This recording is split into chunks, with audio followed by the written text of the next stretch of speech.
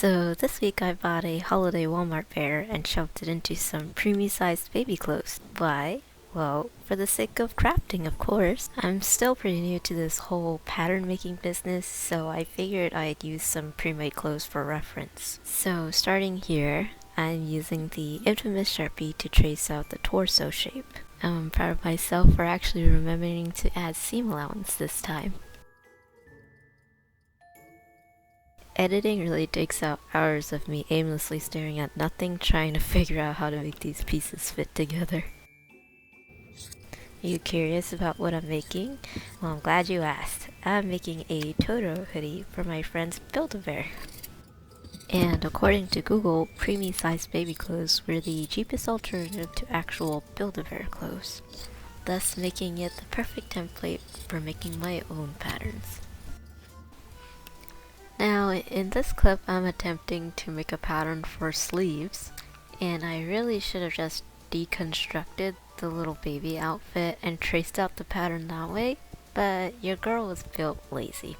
And as a result, I again edited out hours of me attempting to create a pattern out of thin air. And did it work? Well, you'll just have to watch the video to find out. The clothes I bought did not have a hood, so I used my own hoodie as reference. I just copied the shape and scaled it down to teddy bear size. So a little bit of backstory, if you care to hear it. I am making this Totoro hoodie for my friend's Christmas present, and yes, I do realize it is after Christmas that I am editing this video. But anyway, my friend has been into getting a lot of plushies lately, and I thought a Build-A-Bear would be a cute idea since she can personalize the plushie herself. And I've always wanted to craft something handmade for her for the longest time, so I figured this would be the perfect opportunity to make something super cute for her little Build-A-Bear. Now, whether she thinks it's cute, well, that's a whole different story. But I will do my best, and I will pour all of my love and sweat into this. Maybe not the sweat part. Also, I'm giving her the gift card to get the Build-A-Bear on Christmas. So she hasn't actually gotten the bear yet, so it'll be a whole nother issue if this project actually doesn't fit the bear that she gets. But I used the most average Build-A-Bear measurements that Google has to offer, so hopefully that won't be an issue. And if it is, I guess that means that will be Build-A-Bear Clothes DIY Part 2. These are the pattern pieces I ended up with. I wouldn't pause for reference though. This pattern was made by a true noob. After we have successfully gutted Totoro's belly open, place that belly flap on another piece of fabric and cut that shape out. Pin the new belly flap to the original body piece, and after you sew it together, that's how you do a belly flap transplant. Now, seam allowances are always important to include. However, in this case, make sure to sew directly on the original guideline. That way, your pieces will fit together perfectly. Otherwise, you'll end up with puckered areas in the fabric like I did. I seem to have lost a little bit of footage in transit, but here I am showing you that I've already hemmed the neckline of the torso part, and I'm going to be sewing these two small sections at the top on either side for the shoulder. And voila, with the power of editing, we have pinned and hemmed the bottom of the shirt. Now I'm showing you that I have the sleeve pinned to the sleeve hole, but I made a little mistake. The pieces don't fit well together because one curves downward and one curves upward. But I must have figured it out somehow because I'm sewing the pieces together, and now I'm hemming the end of the sleeve.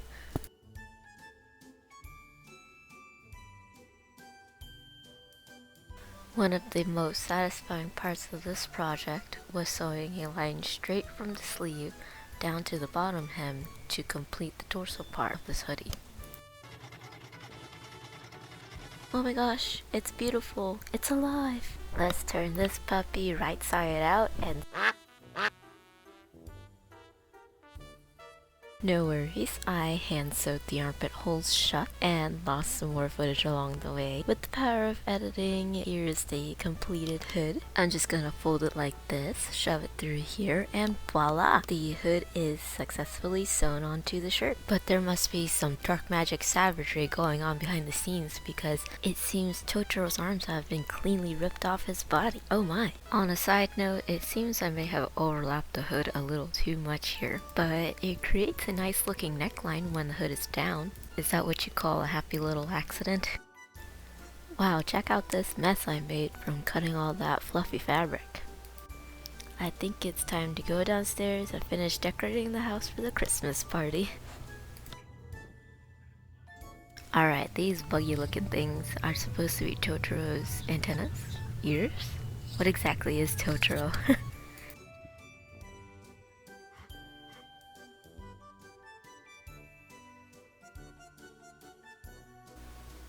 I actually rather enjoy hand sewing. It's pretty relaxing. And at the same time I can catch up on watching my YouTube videos.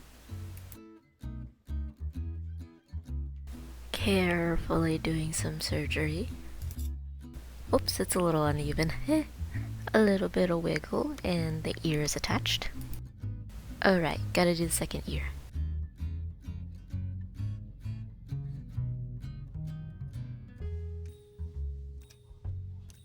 Ta-da!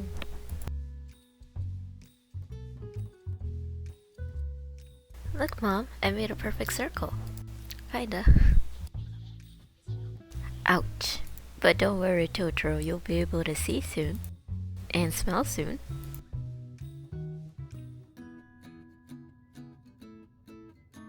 Who could say no to such a cute little face? And as the last touch, we're adding some whiskers.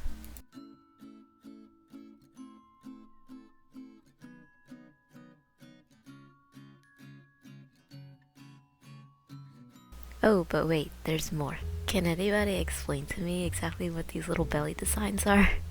They're cute detail though.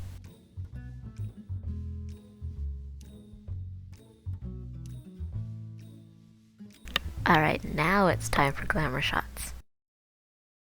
I'm pretty happy with how this one turned out. It even fits my little Walmart bear. As an ending disclaimer, my videos aren't really meant for educational purpose. It's more like a come craft with me kind of thing. I hope you enjoyed this week's journey and that you'll join me for the next one. I hope to see you again soon.